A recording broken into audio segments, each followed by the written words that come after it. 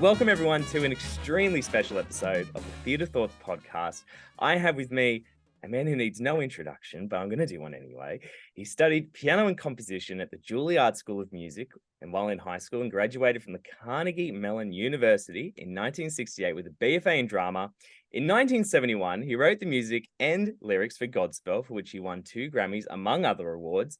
He's collaborated with Alan Menken on Pocahontas, The Hunchback of Notre Dame, and Enchanted, as well as writing the music for Prince of Egypt, and not to mention he's the writer of WICKED, which is currently playing in Australia. Stephen Schwartz, thank you so much for joining us on the podcast. Good morning, Justin. Happy to be here, and hello, Australia.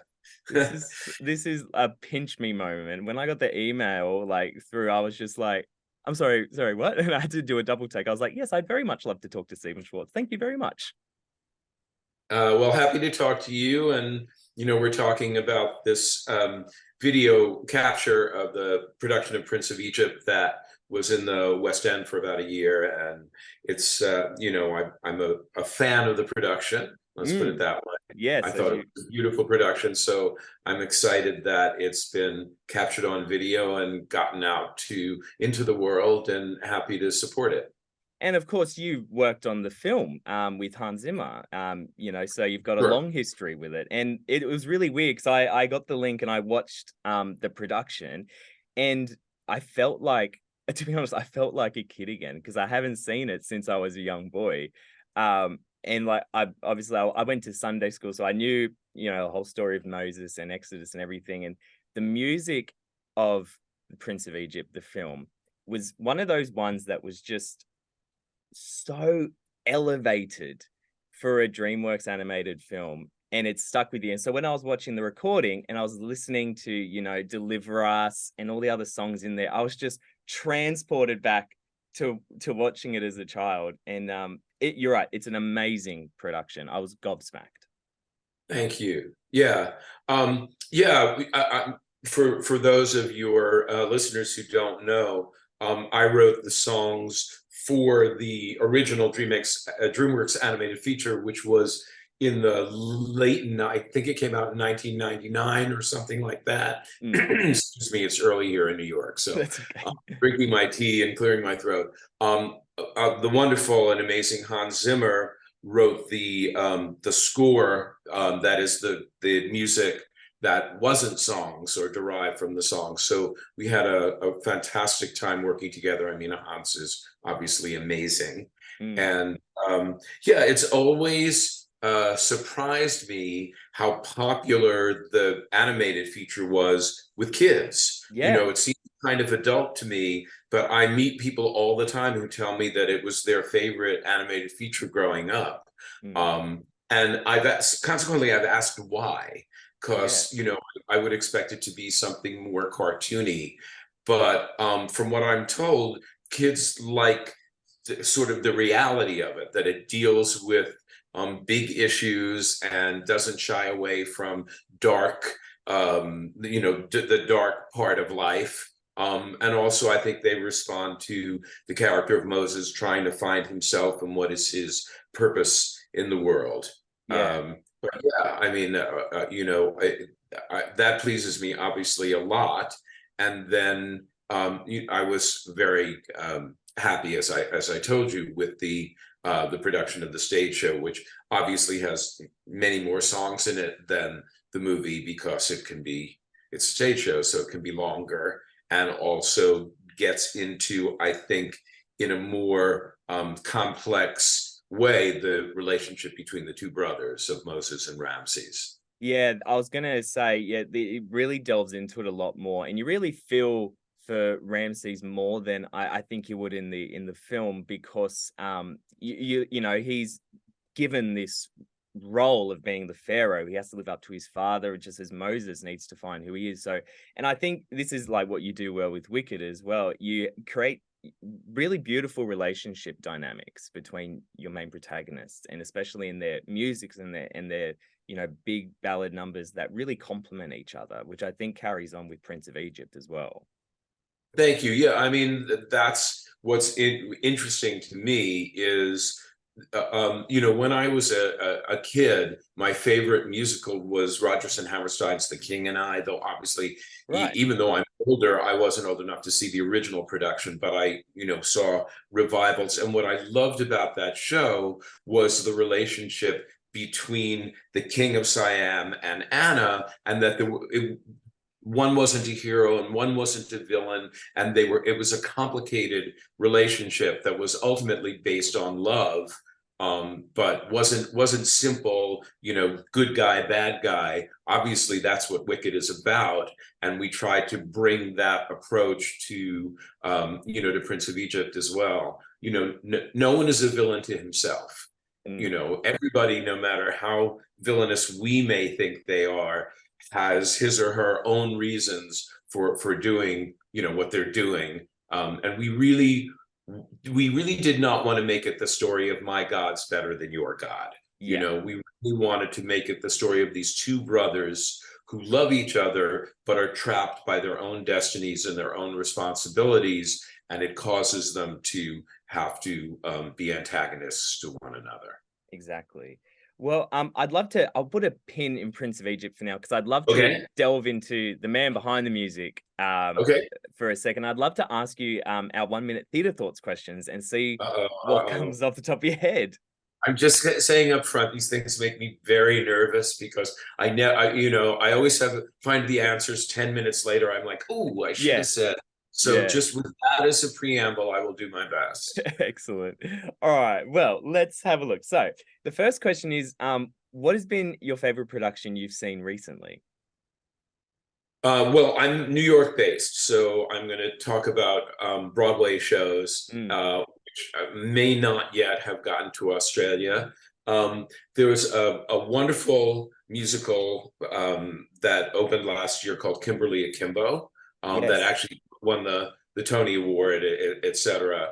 And it's a really beautiful and quirky and quite touching show with great performances, and Janine Tesori wrote the music, and I'm a big fan of hers. So I really did love that, and yeah, I think in terms of musicals, that's been my favorite recent show that I've seen. Beautiful. Great answer. Okay. Name a production that's left you speechless. Doesn't have to be recent, could just be at any moment. Oh gosh, there are a lot of them. Yeah. I I mean, off the top of my head, I would say two of them. One of them, which is recent and is not a musical, but the production of Harry Potter and the Cursed Child. I don't know if you've got Yes. there. Yeah, I I saw that this year actually. Yeah, I actually saw it. I've seen it 3 times, and I saw the full length one where you went Yeah. out to dinner between the part one and part two, and I thought that is one of the best productions in terms of the staging and the design. That it was jaw dropping to me. It's so good. And then going way back, I guess I would cite the original production of A Chorus Line, Right. because I'd never seen anything like it, and the the first of all, the use of dance, but also the sort of reality of it was very influential on me. Some years later, I did the show Working, and that was obviously very influenced by A Chorus Line. And yeah, just how much Michael Bennett and his team achieved with such simple elements, I thought was really dazzling as a production. Beautiful. I love that. Oh, it might be a bit of a tough one, this one, but Uh, I'd love to know, what's the most rewarding show you've worked on? It's a bit of a tough Oh, one, I guess. that's an interesting question. People always ask me my favorites, and Oh, okay. I decline to answer those Yeah. because I think that's a different question, and I don't like to get myself in between the audience and the work. But Exactly. I think over time, the most rewarding show for me has been Children of Eden. Okay. It's a very meaningful show to me in terms of its themes, and the fact that it took a while for my co-writer John Caird and myself to get the show right. We had a London tryout that didn't work initially, and then we went back and worked on the show over time, and now it's become sort of this staple of musical theater. But I think it was very rewarding to me to, for want of a better word, solve that show and make it work, because I'm very proud of my score for it, and I feel the themes are extremely relevant to, what we're dealing with in our world. I love that. That's great. I love that you've gone, yeah, the rewarding, the challenges that you face, and that's like rewarding in itself. Great. Okay, last one is do you have, or what is your all-time favorite musical? Well, I already talked about King and I. Yes. And that remains my all-time favorite musical. I talked about how the characters are portrayed, but also the score by Richard Rodgers, obviously Oscar Hammerstein's lyrics, but particularly the music for King and I, and how Rodgers was able both to evoke a place like what was then, obviously it's Thailand now, but was then Siam, and still sound like Richard Rodgers. I mean, there's a direct line from the score for King and I to the score for Prince of Egypt, where my attempt was to achieve the exact same thing that Rodgers did, to evoke the feeling of ancient Egypt and the Israeli tribes, the Hebrew tribes, but also sound like myself at the same time. Excellent. Well, actually, that's a great segue, because I was going to actually talk about the music now for Prince of Egypt. Well, thank you first of all for doing our Theatre Thoughts questions. I love that so much. But what you just said about replicating and kind of being inspired by that music, 'cause when I was listening to Prince of Egypt in terms of the the big musical version, I was listening to it, and what you said about capturing Egypt and the vastness of it. It was reminiscent to me of some of the music that was in Miss Saigon, in terms of the vastness of the situation that the characters found themselves in, especially with Deliver Us as this big, powerful opening number. And I was just like, it's like, I just had flashes of Miss Saigon, because I was like, big, beautiful, punchy, kind of vastness of the entire space. And I'd love to know, like, when you were working on this music, what was the influences for you to get all these other songs? Because obviously you worked on it way back in 1998, 1999, but adapting it to the stage would have been a very different task altogether. It was, but I returned to the same sources that I used. Obviously my research from the when I was doing the film, I didn't throw it away, so I still had it, and I had recordings of ancient Egyptian court music. How anyone knows what it was, I don't know. Yeah, right. But apparently someone did some research and recorded what they could find. I have recordings of Hebrew lullabies and music from that period. I mean that part of the world, and also frankly sort of pop, some sort of pop records that I got when I was on my trip to Egypt and kind of bought on the streets of Cairo. Oh, wow. Just to try and get that flavor. Yeah.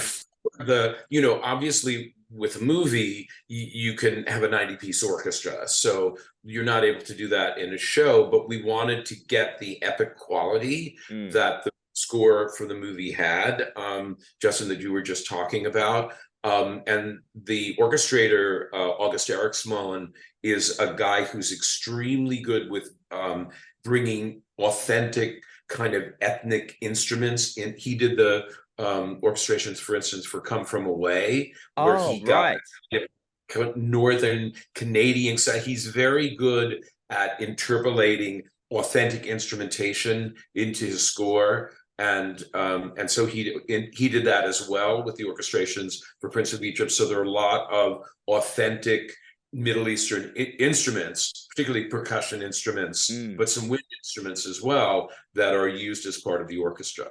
Actually, I have some notes here. So, because I was going to mention that. So you've got include, and I'm going to get these names wrong, and I'm going to be so embarrassed. A bouzouki, a doumbek, and an oud. That's correct. Yeah, so you have those. You got them all right, by the way. Was it good? Yeah, all three of those are pronounced correctly. Excellent. Thank you. Yeah, and so those influences really came through, especially in the numbers, like when Moses goes to the desert, and those influences start to like come into it, and you can hear it, which I loved. But I'd love to give just I want to read through some of these because when I was watching it, I didn't quite like I took in how vast the production was, but when you read some of these facts, I was like, this is a big production. Yeah, it's Um, very big. so it's a company of almost 60 artists. It includes Right. fire effects, illusions, pyrotechnics, performers flying. You've got projections. More than 50 makers, milliners, and sewers were involved in producing over 1,000 individual costumes, headdresses, jewelry, pairs of shoes, and wigs. It is a big production. And I Yeah. think it's the only way you can tell this story as well. Yeah, it's a big story about big events and people dealing with huge emotions. We were in a big theater. We were in the Dominion Theater in London, which is vast, and we had to fill that theater. And I just think the design, I hope it comes across in the video capture of it. It's hard because I know what it looked like on stage, Yeah. and it was kind of jaw-droppingly beautiful. Yeah. I think you can see it because there are a lot of long shots of camera, and you get